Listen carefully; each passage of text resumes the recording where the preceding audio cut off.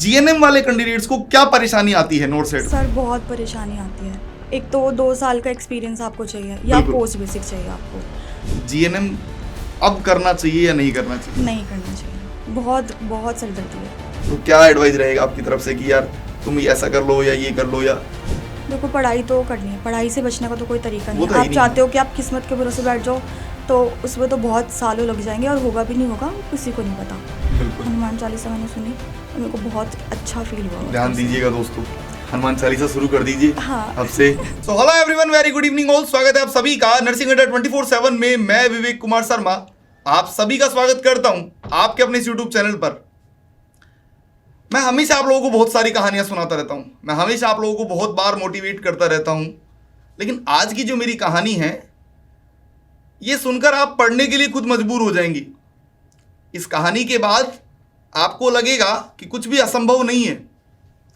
आज मेरे साथ एक ऐसे कैंडिडेट हैं जिनकी जर्नी को सुनकर आप इमोशनल तो होंगे ही होंगे, साथ ही साथ आप खुद पढ़ने के लिए भैया मजबूर हो जाएंगी। मैं स्वागत करना चाहूंगा विधि का। स्वागत है विधि। सबसे पहले तो मच सर, सबसे पहले तो आपका बहुत थैंक यू मुझे इनवाइट करने के लिए। बिल्कुल, देखो जब आपने मेहनत की है, आपने संघर्ष किया है तो आपको सफलता मिलेगी मिलेगी। विधि जी के बारे में बता दूं मैं पहले तो, नोटसेट 9 क्रैक किया है इन्होंने। हाँ जी। और नोटसेट 9 क्रैक करने के साथ साथ इनकी जो स्टोरी है वो बड़ी शानदार है। नोटसेट 9 में अच्छी रैंक, लेकिन मेन बात पता है क्या है, इनका जो बैकग्राउंड है वो जीएनएम से रहा है। बहुत बार कैंडिडेट ये बोलते हैं कि सर मैं जीएनएम हूं, मैं कुछ भी नहीं कर सकता। और एक्चुअली जीएनएम वाले कैंडिडेट्स को हम लोग थोड़ा सा, या हम लोग क्या मतलब ये बैकग्राउंड में ऐसा बोला जाता है कि यार तुम जीएनएम हो, तुम कुछ नहीं कर सकते। हाँ। कि तुम तो ये हो, तुम तो वो हो, पहले जाओ एक्सपीरियंस लेके आओ, तुम तो हिंदी में पढ़े हो, तुमको इंग्लिश नहीं आती। हाँ। बहुत सारे मतलब क्रिटिसाइज किया जाता है बहुत हमेशा। ज़्यादा। लेकिन उसके बाद भी आपने जीएनएम से जो है वो नोटसेट क्रैक किया और अपने ड्रीम इंस्टीट्यूट में अभी आप जो है वो वर्क कर रहे हैं। तो मैं अब आपके पास जाता हूं, अपनी लाइफ के बारे में, अपनी स्ट्रगल स्टोरी के बारे में, कहां से शुरू हुआ, नर्सिंग का ख्याल कहां से आया, पहले कुछ और करना था, सब कुछ अपने दोस्तों को, अपने भाइयों को बताना है। सर शुरुआत हुई 12th से। 12th के एग्ज़ाम हुए। अब 12th के बाद मैंने क्रैश कोर्स किया था नीट का, मेनली जो हर मेडिकल स्टूडेंट वो हर करता करता है ही। बिल्कुल। फिर उसके बाद हमारी कोचिंग में भी यही बताया जाता था कि आपको नीट ही करना है, एमबीबीएस करना है। नर्सिंग का मुझे नहीं पता था कि नर्सिंग कोर्स भी एग्जिस्ट करता है। बिल्कुल। तो मेरे एक रिलेटिव थे, तो वो थोड़े पढ़ाई में थे, तो उन्होंने मेरा फॉर्म भरा था नर्सिंग के लिए। जब मैं एग्ज़ाम देने पहुंची, मुझे लगा ऐसी एग्ज़ाम होगा, 2-4 एग्ज़ाम दिए भरे हैं तो चले जाते हैं। मैं एग्ज़ाम सेंटर पे खड़ी हुई थी, मुझे यही नहीं पता था कि एग्ज़ाम किस चीज़ का है। वहाँ पर मुझे एक मेरी फ्रेंड से बात हुई तो उसके थ्रू पता चला कि ये जीएनएम का एग्ज़ाम है। बिल्कुल। जबकि मैं सोच के गई थी कि बीएससी नर्सिंग होता है, नर्सिंग का मतलब ऊपर ऊपर से पढ़ता था। पता चला जीएनएम का एग्ज़ाम, और मैं सोच रही हूँ वहाँ पे खड़े होकर जीएनएम क्या होता है। बट जैसे तैसे मैंने एग्ज़ाम दिया और वो क्लियर भी हो गया। फिर मैंने जीटीबी हॉस्पिटल है दिलशाद गार्डन में, तो वहाँ पे गवर्नमेंट में मेरा एडमिशन भी हो गया। वो टाइम मुझे लगा कि पता नहीं कैसे हो गया, क्योंकि जिस इंसान को जीएनएम और बीएससी नर्सिंग के बारे में नहीं पता, वो आज गवर्नमेंट कॉलेज में सीट लेके बैठा हुआ है। बिल्कुल। फिर वहाँ से मुझे थोड़ी सी मोटिवेशन मिली एग्ज़ाम क्रैक करने के बाद। वो ही अपने आप में बहुत बड़ी अचीवमेंट मुझे लगी कि ऐसे कैसे हो गया। पर मुझे यकीन भी नहीं आया, घर वालों को भी था कि चलो अच्छी है पढ़ने में, तो कर लिया।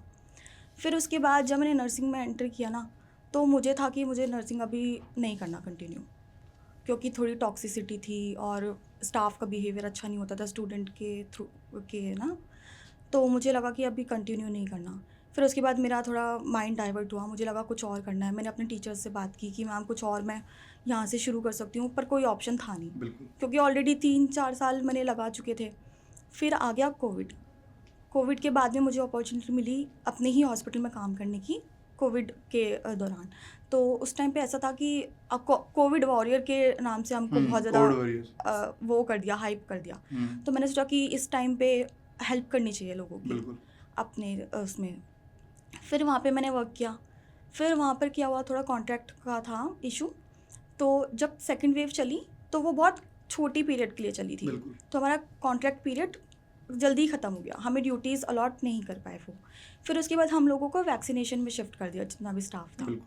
फिर वहाँ से मुझे मोटिवेशन मिला कि नहीं, अब मुझे हेल्प करना पसंद आ रहा है लोगों का, टेक केयर करना अच्छा लग रहा है, तो अब मुझे नर्सिंग परस्यू करनी है। बिल्कुल। फिर मेरा जब वहाँ से कॉन्ट्रैक्ट ख़त्म हुआ, तब मैंने सोचा कि अब मुझे पोस्ट बेसिक करनी है, क्योंकि ऑलरेडी कोविड में बहुत ज़्यादा टाइम ख़राब हो बिल्कुल। गया था, कोई एडमिशन भी नहीं ले रहा था पोस्ट बेसिक में। फिर देन मैंने 2 ईयर्स की पोस्ट बेसिक की। फिर देन इसके बाद मेरा रजिस्ट्रेशन का बहुत इशू आया। अब ऐसा था कि हमारे घर में नर्सिंग के में कोई भी दूर दूर तक कोई भी नहीं था नर्सिंग में, बिल्कुल। और पहली बच्ची मैं ही थी, तो सब कुछ मुझे खुद से ही देखना था। तो सीनियर से बात की, और कोई उस टाइम पे ऑनलाइन भी कोई इतनी गाइडेंस नहीं थी, बिल्कुल। कोचिंग का भी बहुत ही कम स्कोप था वहाँ उस हम्म। टाइम पे 2020 में। हम्म। अभी तो बहुत ज़्यादा हेल्प करते हैं लोग बाग, बिल्कुल। ऑनलाइन भी, इंस्टीट्यूट में भी आप किसी से भी हेल्प ले लो, आप बिल्कुल। भी जैसे आंसर करते रहते हो हाँ। क्वेश्चंस का। तो उस टाइम पे कुछ नहीं था, तो सब कुछ खुद से ही देखना था।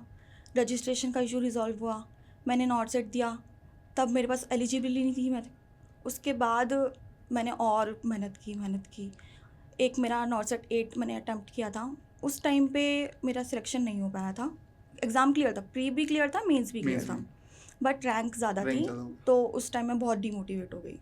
फिर उसके बाद जब नॉट सेट 9 आया, तब मुझे था कि अब करना ही करना है, बट उसके बाद घर में थोड़ा इशू हो गया था, मतलब थोड़ा प्रॉब्लम हो गई थी, पर्सनल प्रॉब्लम।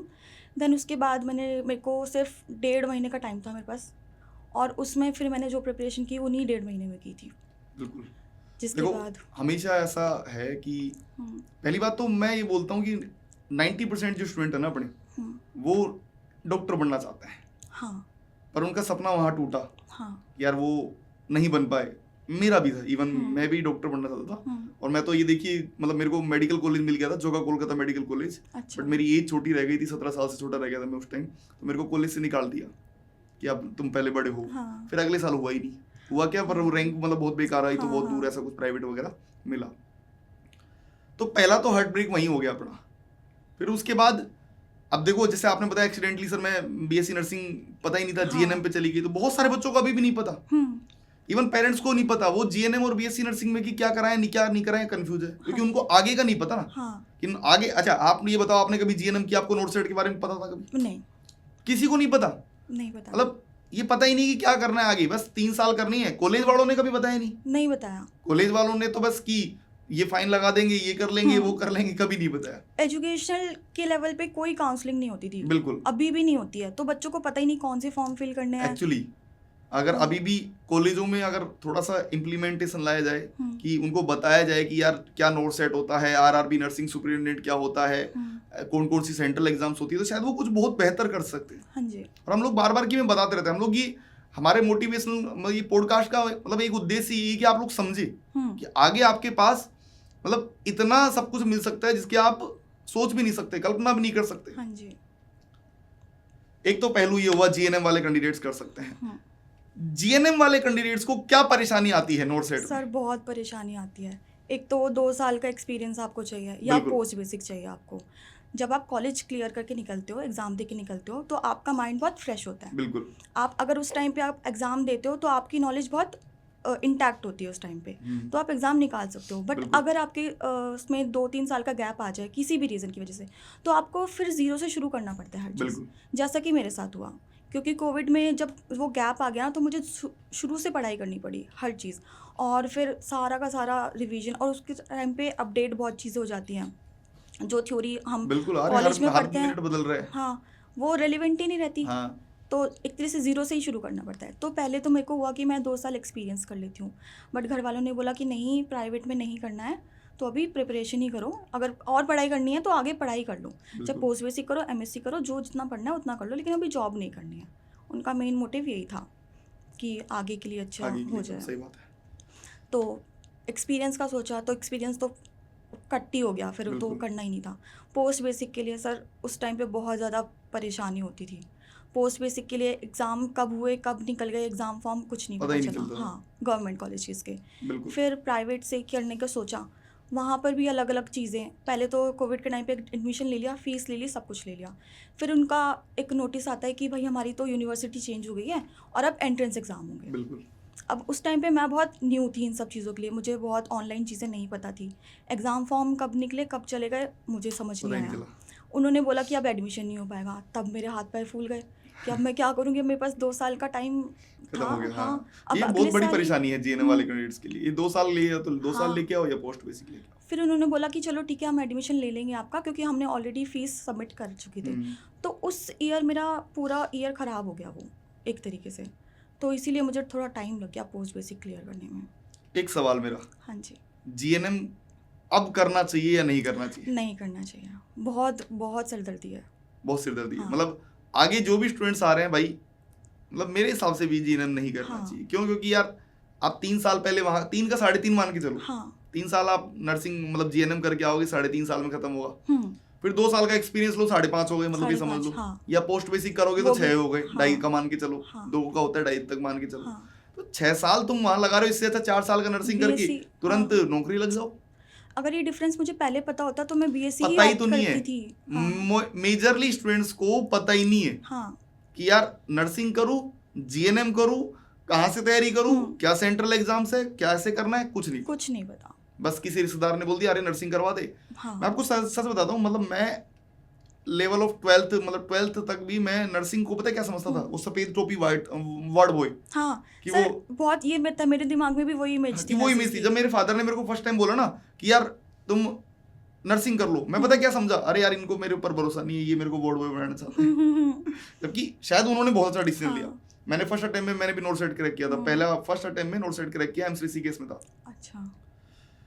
उसके बाद बहुत सारे एग्जाम्स क्रैक की, लेकिन फायदा ये समझ में आता है अब बच्चों को कि यार बीएससी नर्सिंग बेटर। अच्छा चलो अपन आगे बढ़ते हैं। फैमिली हिस्ट्री के बारे में पूछेंगे, किसका सपोर्ट रहा ये, क्योंकि एक इमोशनल बैकग्राउंड है।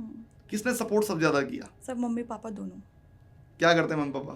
पापा मेरे कोर्ट में, सिविल कोर्ट में है बागपत, ठीक है, एंड गवर्नमेंट एम्प्लॉय हैं। मम्मी आंगनवाड़ी वर्कर है, एंड दोनों का ही शुरू से सपोर्ट रहा है इसी चीज़ को लेके, पढ़ाई को लेके।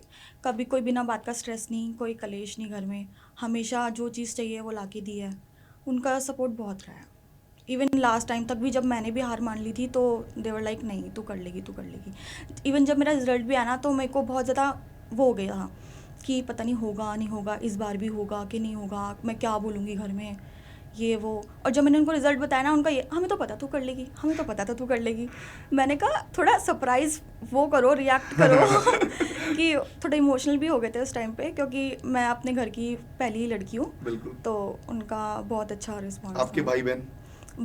2 बहनें हैं मेरे से छोटी हैं। तो अब वो और एक दोनों का भाई क्या है। है? उनका भी अभी मेरे को देख के अभी बहुत मोटिवेट फील करती हूँ। नर्सिंग करना है? नर्सिंग नहीं नर्सिंग नहीं करना। करना। नर्सिंग नहीं करना। इमोशनल स्टोरी क्या माने, मतलब कौन एकदम आप किया देख कर लगता है कि यार इस बंदे के लिए किया, मदर के लिए किया, फादर के लिए मदर किया, फादर दोनों। और उनके क्योंकि सपने पूरे हो से गए? ही, हाँ शुरू से ही उन्होंने सिर्फ हम जैसे 3 बहनें हैं, तो हर किसी का यही होता है कि 3 लड़कियां हैं इनके पास। हाँ। कैसे बहुत बहुत टैबू है इस चीज़ को लेके भी बिल्कुल। ना सोसाइटी में। हर कोई ऐसे बेचारे की नज़र से देखता है, एक्चुअली है ना। तो मेरे पापा का शुरू से मोटिव यही रहा है कि मुझे अपने बच्चों को पढ़ाना है। जहाँ लोग बाग अपने बच्चों की शादियों के बारे में सोचते हैं, मेरे पापा का मोटिव यही था कि इनकी पढ़ाई कंप्लीट करनी है। कितना भी पैसा लगे, कितना भी भाग दौड़ हो, मेरे पापा हमेशा सपोर्ट करते हैं। इवन जब मेरा डीवी वगैरह भी हो रहा था तो मैंने कहा कि कोई ज़रूरत नहीं है जाने की, मैं अब जा सकती हूँ नहीं हर गए, जगह। जरूर जाएंगे वो साथ ही में। वाज लाइक नहीं मैं चलूँगा। यार, मम्मी भी गई, पापा माता भी पिता गए। का यही तो है यार। हाँ। खुद कड़ी धूप सह लेंगे, खुद भूखे रह लेंगे, खुद एग्जाम सेंटर में भी बाहर वेट करते थे। मुझे इतना अरे emotional 3 feel घंटे होता तक था। मेरे फादर खड़े रहते थे बाहर एकदम धूप में कि यार वो अंदर, और मैं बोलता था क्यों परेशान होना है, मैं लेकिन भी फिर भी बोलती होना है थी। उनको। बट उनको लगता है ना कि बच्चों को सपोर्ट, मेरे को बहुत सपोर्ट मिला अपने फादर और मदर से, दोनों से। भाई देखो, सबसे बड़ी योद्धा हमेशा कहते हैं माँ होती है, माँ। लेकिन जहाँ माँ और बाप दोनों का प्यार मिल जाए वो तो अलग ही बात है। सर हर चीज़ में फाइनेंशियल सपोर्ट ले लो, इमोशनल सपोर्ट ले लो, आपको घर पे है ना कोई सरदर्दी नहीं, ये चीज़ें बहुत। और ऊपर से शादी का स्ट्रेस, आपको तो पता ही है लड़कियों का, बिल्कुल। एक एज के बाद शादी। अरे 18 साल हो गए, चलो अब शादी कर लो, 20 साल रिलेटिव्स हो भी गए, चलो शादी यही कर लो। बोलते हैं कि शादी करा दो, पर मेरे पापा नहीं, अभी पढ़ रही है। तो ये चीज़ भी बहुत ज़्यादा मैटर करती है एक लड़की को, है ना, घर से सपोर्ट मिलना। बिल्कुल। कि आपके फादर किस तरीके से आपके रिलेटिव्स का मुंह बंद कर रहे हैं, और अभी वो बहुत प्राउडली बोलते हैं कि हाँ मेरी लड़की लग गई। बिल्कुल अभी सही बात। बहुत दोनों को बहुत ही खुशी है। आपको कितनी खुशी है उनको मुझे भी- देखकर? मेरा तो मोटिव यही था कि अब अगर मुझे खुद के लिए भी नहीं करना ना, मुझे उन दोनों के लिए करना है। क्योंकि जब दिखता है ना कि वो लोग कितना मेहनत कर रहे हैं आपके अच्छा, पीछे। मैं एक शायद ये हो सकता है आउट ऑफ सिलेबस हो सकता है आउट ऑफ पार्ट हो सकता है, definitely one day you will marry, आपकी शादी हो जाएगी, दोनों सिस्टर की हो जाएगी। मदर फादर उनका क्या? वो मेरे साथ मतलब साथ तो खैर नहीं रह पाएंगे वो तो, पर मैं कोशिश करूंगी कि मैं जितना हो सके टच में रहूं, हमेशा, क्योंकि घर तो देखो नहीं छोड़ा जाता। बिल्कुल। अब शुरू से मेरे को तो बहुत ही ज़्यादा इमोशनल अटैचमेंट है उन लोगों से, बहुत ज़्यादा। मैं तो छोटी छोटी बातों पे भी, मैं तो अभी भी इमोशनल देख पा रहा हूँ आपको मैं बस आंसू इधर ही हाँ, वो मैं देख पा रहा हूँ भाई, लगातार की एकदम कि एक बोलते हैं ना दरिया रोकने की जैसे, कि बिल्कुल हाँ। रोके बैठे हैं। नहीं, मैंने सोच के मैंने रोना तो नहीं, कोई दिक्कत नहीं। आप देखो, ये कहानी का, मैं हमेशा इस कहानी में नए नए किरदार लेकर आता हूँ और उसका एक ही उद्देश्य है कि एटलीस्ट ये लोग मोटिवेट हो। यार हमारे माँ बाप ने बहुत कुछ किया है, सच बता रहा हूँ। मेरे फादर ने ना चाय की थड़ी लगाते थे, बहुत पहले की बात है, बहुत पहले चाय की थड़ी लगाते थे, कुछ भी नहीं था, सब लोग कि अरे यार ये, और एक टाइम तो ऐसा भी था कि कोई फंक्शन तक में नहीं, कि नॉट इनवाइटेड, कि यार पैसा नहीं है, नॉट इनवाइटेड, वैसा वाला। और अब एकदम क्योंकि अब पैसा आ गया तो अब सब पूछते हैं, सब अच्छा हो गया। तो वही सेम चीज़ हमारे यहाँ भी है। मम्मी भी मेरी ओवर टाइम करती थी, एक टाइम पे 2 जॉब, आंगनवाड़ी के साथ भी BLO आपने सुना होगा, बूथ लेवल ऑफिसर, वो जॉब भी करती थी, सिर्फ इसलिए कि बच्चे निकल जाएं, बच्चे पढ़ लें। उनका मम्मी पापा का तो यही रहता है कि चलो हम कितनी भी मेहनत कर रहे हैं, दोनों साथ में घर का काम करते हैं, हमसे कुछ काम नहीं करवाते। हम 3 बहन हैं, फिर भी कहने को कि सब लोग सोचते हैं कि अच्छा लड़कियां हैं, काम करती होंगी, पर हम कुछ काम नहीं करते घर में, मतलब बहुत मिनिमल चीज़ें। तो मम्मी पापा करने भी नहीं देते, सिर्फ यही बोलते कि आप पढ़ो, जितना हो सके आप पढ़ो, हम देख लेंगे जो भी इशू है, कुछ लेना है, कुछ खाना पीना है, किसी चीज़ में कोई कमी नहीं, भले ही खुद नहीं कुछ लेंगे या खाएंगे, बट हमारे लिए वो तो है ही नहीं। ये तो सीधी सी बात है यार, कि खुद भूखे रह लेंगे, खुद कुछ भी कर लेंगे, पर आपको नहीं रहने देंगे। और देखो दोस्तों, मैं आपको भी यही समझाऊंगा यार सबको, हो सकता है इस जगह कई लोग रो रहे होंगे, आंसू आ रहे होंगे, और जरूरी भी है, आपकी भावनाएं व्यक्त करना बहुत जरूरी है। मैं हमेशा समय समय पे बोलता हूँ, हर चीज का एक समय है एक्चुअली। आप अगर 30 साल तक नौकरी नहीं लगते हो तो इसमें किसी और की गलती नहीं है, सिर्फ और सिर्फ आपकी गलती है। अगर आप 35 साल तक शादी नहीं करते हो तो किसमें किसी और की गलती नहीं, सिर्फ और सिर्फ आपकी गलती है। मतलब हर चीज का एक एज है, और आपके पेरेंट्स भी तो चाहते हैं ना यार, भाई उन्होंने आपके लिए बहुत कुछ किया, एक नौकरी तो मांगी है। अच्छा मैं ये बताओ, अगर 6 मंथ तक कोई एक जगह बैठ के पढ़ ले तो क्या सिलेक्शन नहीं ले सकता? सर आराम से 6 मंथ तो शायद मैंने फिर भी बहुत ज्यादा बोल दिया। मेरा तो 2 से 1.5 महीने का ही था जितना मैंने पढ़ा, क्योंकि उससे पहले भी थोड़ा इशू हो गया था फैमिली में, तो बहुत डिस्टर्ब हो गए थे हम सभी लोग। बट उसके बाद निकल के सब चीज़ पढ़ाई करना तो बहुत मुश्किल हो गया था, बट फिर भी एक प्रेशर था कि नहीं अब इसी वाला तो करना ही करना है। अब नोट सेट आ रहा है, नोट सेट 10, क्या सजेशन दोगी GNM कैंडिडेट्स को? पहले तो जी, अगर आपका सब कुछ, आप एलिजिबल हो तो फिर आप पढ़ाई चालू कर दो, सब कुछ भूल के पढ़ाई चालू कर दो। मेरे को मतलब आप यकीन नहीं करोगे, मैं ऐसी स्टूडेंट थी कि एक दिन पहले पढ़ती थी कॉलेज में, अब मैं 12 से 14 घंटे पढ़ने लगी थी अपने नॉर्सेट के, क्योंकि मुझे पता था करना है, अभी करना है तो करना है यार। जो चीज़ तुम्हारी ज़िंदगी बदल दे उसके लिए तो तुम सब कुछ लगा दो। हाँ। सर मतलब मेरे मम्मी पापा भी एक बार देख के ऐसे हो गए थे, इस लड़की को किसी चीज़ का होश नहीं है, पढ़ती है सो जाती है, लैपटॉप देखते देखते सो जाती है, मतलब पढ़ते पढ़ते सो जाती है। उनको भी ऐसा हो गया था, विधि तू ठीक है, क्या हो गया, तू मेंटली ठीक है, क्योंकि बहुत ज़्यादा स्ट्रेस हो गया था। और फिर इनसिक्योरिटी इतनी होती थी कि नहीं हो पाया तो क्या करेंगे, मम्मी पापा को क्या, क्योंकि ऐसा होता है ना, जब आपको वैसे कोई प्रेशर नहीं है घर से कि आपको करना ही करना है, बट उनका ट्रस्ट है कि आप कर लोगे, तब आपको ज़्यादा प्रेशर फील होता है कि आपको उनका ट्रस्ट नहीं तोड़ना, आपको कुछ करके दिखाना है, वो चीज़ ज़्यादा मेंटली आपको ट्रिगर करती है। तो या मोटिवेशन के तौर पे ले लो उस चीज़ को, तो मेरे लिए तो यही ज़्यादा मोटिवेटिंग चीज़ थी अपनी जर्नी में। बिल्कुल, देखो सही बताया बिल्कुल कि यार जरूरी नहीं है कि आप 6 महीने पढ़ो, आप 1.5 महीने पढ़ोगे यहाँ से। मान लो आज फरवरी में हम लोग खड़े हुए हैं, अप्रैल में एग्जाम है, आप कर सकते हो, यहाँ से भी कर सकते हो, इजीली कर सकते हो। मैं कह रहा हूँ बस सब कुछ छोड़कर एक जगह लग जाना है, कोई फालतू एक्टिविटी नहीं करनी, ये आज ये कर रहे हैं, आज वो कर रहे हैं, आज पार्टी कर रहे हैं, कुछ नहीं। कुछ नहीं। अगर आप एक जगह लग जाओगे तो सिलेक्शन हो जाएगा। अच्छा, क्या पढ़ना चाहिए, कितना पढ़ना चाहिए? एक सवाल रहता है कि थ्योरी ज्यादा करे या MCQ ज्यादा करे, मिक्स करे, जरा उसके ऊपर बात हो जाए। पहले तो मैं रिकमेंड करूंगी आप थ्योरी अच्छे से पढ़ लो, बिल्कुल, बहुत अच्छे से, और रिवीजन करते रहो टाइम टू टाइम। बिल्कुल, ये नहीं कि आप एक बार रिवीजन करके बैठ गए, उसके बाद MCQ प्रैक्टिस करे जा रहे हो, उसके बाद आपने भूल गए। ऐसा नहीं कि रिवीजन आपको एक टारगेट बनाना चाहिए कि भाई मेरे को 1 महीने में इतनी बार रिवीजन करना है, या 2 महीने में, जो भी आपके हो हिसाब से। और उसके बाद एमसीक्यू प्रैक्टिस तो मस्ट है। अगर आप सिर्फ थ्योरी पढ़ रहे हो, एमसीक्यू नहीं कर रहे हो, तो आपको क्वेश्चन अटेम्प्ट करने नहीं आएंगे, जो कि बहुत बिगेस्ट ब्लंडर होता है। बिल्कुल। कि जब आप एकदम से थ्योरी पढ़ के हाँ। एग्जाम में जाते हो, आपको पता ही नहीं क्या ये एमसीक्यू नहीं कर हाँ, पाओगे, और कैसे पूछ रहे हैं। सिनेरियो बेस का अलग ही सीन है। वो तो मतलब वो वो कर ही तो नहीं पाते। नेक्स्ट ही लेवल है वो। बिल्कुल कर ही नहीं नॉर्थ पाएंगे। सेट में। और अब तक क्वेश्चंस भी इतने एडवांस हो गए हैं, हाँ बहुत तो ज्यादा। बहुत दिमाग लगाना पड़ता है सर, बहुत ज़्यादा बिल्कुल। दिमाग लगाना पड़ता है। आपके हिसाब से आरआरबी बेहतर है या नॉर्थ सेट? आरआरबी, क्यों? क्योंकि उसके बेनिफिट्स थोड़े अलग है। मेरे पापा चाहते थे आरआरबी का करने के लिए, अभी एग्ज़ाम है तो देखती हूँ मैं अगर करूँगी तो। बिल्कुल आरआरबी बट का। थोड़ा उसमें पोस्टिंग का इशू होता है, तो मेरे को हाँ। ये था कि दिल्ली ही चाहिए था, और दिल्ली मिल गया। सबसे बड़ा मेरे को सुख ये भी लगता है कि चलो दिल्ली चाहिए था, और एट दी एंड जब सिलेक्शन हुआ तो दिल्ली ही मिल गया, बढ़िया है। घर के घर में। देखो हम लोग बहुत सारी बातें करते हैं, हर दिन हम आपको मोटिवेट करते हैं कि यार तुम कर सकते हो, यार तुम कर सकते हो। बिल्कुल कर सकते हो। आपको सिर्फ और सिर्फ खुद पर भरोसा रखना होगा। हाँ, कि वो कहते हैं ना कि रख हौसला वो मंजर भी आएगा, प्यासे के पास चलकर समंदर भी आएगा, न थक कर बैठ ए मंजिल के मुसाफिर, मंजिल भी मिलेगी और मजा भी आएगा। दोस्तों यहाँ से आपके पास अभी बहुत सारा समय है। आरआरबी आ रहा है आप लोगों का 10, 11, 12 मार्च। नॉर्थ सेट आ रहा है आपका अप्रैल में। एसजीपीजीआई आएगा, आरएमएल आएगा, केजीएमयू आएगा, जिपमेर आएगा। बहुत एग्जाम्स अभी इतने एग्जाम है, तुम एक एग्जाम ट्रस्ट कर लो। मैं कह रहा हूं एक बार ट्रस्ट करके पढ़ लो, यू विल गेट सेलेक्ट। आप इजीली सेलेक्ट हो जाओगे। अच्छा लास्ट अगर आप एडवाइस देंगे तो क्या एडवाइस रहेगा आपकी तरफ से कि यार तुम ऐसा कर लो या ये कर लो? या देखो, पढ़ाई तो करनी है, पढ़ाई से बचने का तो कोई तरीका नहीं वो तो है। है आप ही नहीं, चाहते हाँ। हो कि आप किस्मत के भरोसे बैठ जाओ, तो उसमें तो बहुत सालों लग जाएंगे, और होगा भी नहीं होगा, किसी को नहीं पता। बट ये है कि आप रूटीन बनाओ, कंसिस्टेंट रहो। बिल्कुल। मैंने ये चीज़ बहुत फॉलो की है कि अगर मैं दिन में, मैं हमेशा पढ़ती थी, कोई भी डे ऑफ नहीं। अगर थोड़ा सा अगर मैं बाहर घूमने भी चली गई हूँ, तो घर आके मैं थोड़ा बहुत तो पढ़ती थी। मतलब पूरा दिन वेस्ट नहीं जाने देती थी मैं। थोड़ा सा पढ़ लो, कैसे भी पढ़ लो, पर पढ़ लो। कंसिस्टेंट रहना बहुत ज़रूरी है। अगर आपका किसी दिन पढ़ने का मन नहीं भी कर रहा ना, तो रहने दो, क्योंकि ज़बरदस्ती पढ़ने का भी कोई फ़ायदा नहीं है। अगर आपको लग रहा है कि आप बहुत एग्जॉस्ट हो चुके हो, बिल्कुल। तो वो भी आपके दिमाग में कुछ जा ही नहीं रहा, तो फिर आप क्या करोगे पढ़ के?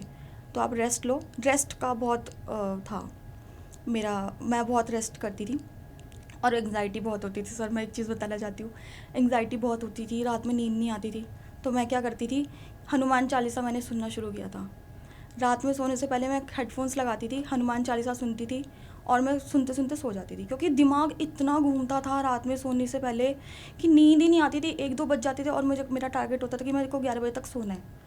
तो कैसे भी करके मैंने यही अपनाया फंडा कि भाई अब कहीं ना कहीं से कुछ तो मेरे को पॉजिटिविटी चाहिए। बिल्कुल। हनुमान चालीसा मैंने सुनी, और मेरे को बहुत अच्छा फील हुआ। ध्यान दीजिएगा दोस्तों, हनुमान चालीसा शुरू कर दीजिए। हाँ। अब से मतलब ये चीज़ तो बहुत हम ऐसा effective नहीं कह रहे थी। कि हम किसी का हाँ, प्रचार किसी कर रहे हैं। हाँ। रिलीजियस कुछ नहीं है। हाँ, लेकिन बट आपको बस जो अच्छा लगता है आप वो सुनो। कर सकते हैं। हाँ। ये एक तरीके से खुद का ध्यान आप हाँ। ये हो सकता है कि क्योंकि हम लोग सारे दिन एक ही चीज पे लगे रहते हैं, हाँ। यार सिलेक्शन होगा नहीं होगा, हाँ। यार होगा नहीं होगा, होगा नहीं होगा। अच्छा नेगेटिविटी इतनी है कि नहीं होगा यार, मेरा तो नहीं हो सकता। हाँ। पर तुम ये तो सोचो अगर हो गया तो क्या होगा। हाँ सर, एक चीज़ और, मेरे अराउंड इतने लोग थे, मतलब क्लोज्ड वन, जिन्होंने मुझे हमेशा सपोर्ट किया है। मैं हमेशा इतनी एंग्जाइटी होती थी मेरे को, और इनसिक्योर इतनी हो गई थी मैं कि हो पाएगा नहीं हो पाएगा, रोज़ कुछ ना कुछ लेके बैठ जाती थी कि नहीं हुआ तो नहीं हुआ था। बट मेरे अराउंड इतने अच्छे लोग थे कि वो हमेशा मेरे को मेरी एंग्जाइटी दूर करते थे कि नहीं हो जाएगा, हो जाएगा, तुमने इतना पढ़ा, हो जाएगा।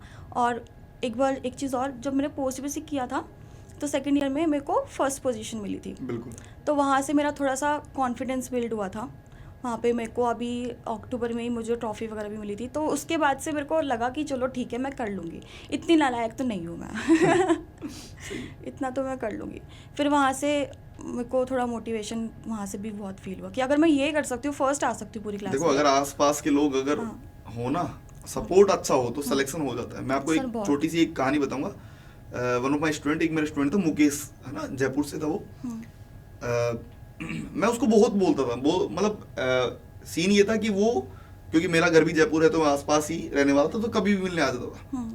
जब तक उसके पेरेंट्स थे बहुत एकदम आजाद पंछी, जो मन किया किया, जो किया जैसा किया सब कुछ किया। एक कोई सड़क एक्सीडेंट में मदर फादर दोनों खत्म हो गए, केवल अकेला लड़का। अब एक्चुअली जब तक उसके पास जिम्मेदारियां, क्योंकि मदर फादर ने उठा रखी थी, कोई दिक्कत ही नहीं थी। अब हुआ यूँ जैसे मदर फादर चले गए तो पता नहीं बहुत सारे कर्जे वाले आ गए, पैसे दो तो उसका सब कुछ बिक गया, घर भी उसका सीज वीज हो गया, सब कुछ हो गया। एक दिन वो मेरे को मिला, ऐसे पार्क में मिल गया, तो बैठा था बहुत एकदम, जो लड़का एकदम हंसमुख लड़का था वो एकदम मुरझाया हुआ, जैसे कि एकदम वैसा बैठा हुआ था। मैंने कहा भाई क्या हो गया? मेरे को नहीं पता था कि उसके मदर फादर का साथ ऐसा कुछ हुआ है। तो बोलता है कि सर सब कुछ खत्म हो गया मेरा। तो मैंने कहा क्यों? उसने बताया सारा कि सर ऐसे ऐसा एक्सीडेंट हो गया था, ये हो गया वो हो गया, घर भी बिक गया। मैं कहा अभी कहाँ रहता है? तो सर अभी कोई एक फ्रेंड है, उसके एक छोटा सा रूम है, वो दे रखा है उसने। तो मैंने कहा अभी क्या कर रहा है? बोले सर अभी सिलेक्शन हुआ है राजस्थान सीएचओ में, लेकिन अब उस सिलेक्शन की खुशी किसके साथ मनाऊं? और उस दिन रिजल्ट आया था, मतलब उसी दिन एक दो दिन पहले रिजल्ट आया, लेकिन अब खुशी किसके साथ मनाऊं? क्यों? क्योंकि अब कोई खुशी होने वाला ही नहीं है, मदर फादर नहीं है, रिलेटिव्स तो वैसे ही छोड़ दिए थे, जब मदर फादर ही नहीं तो रिलेटिव्स छोड़ दिए, तो फिर क्या?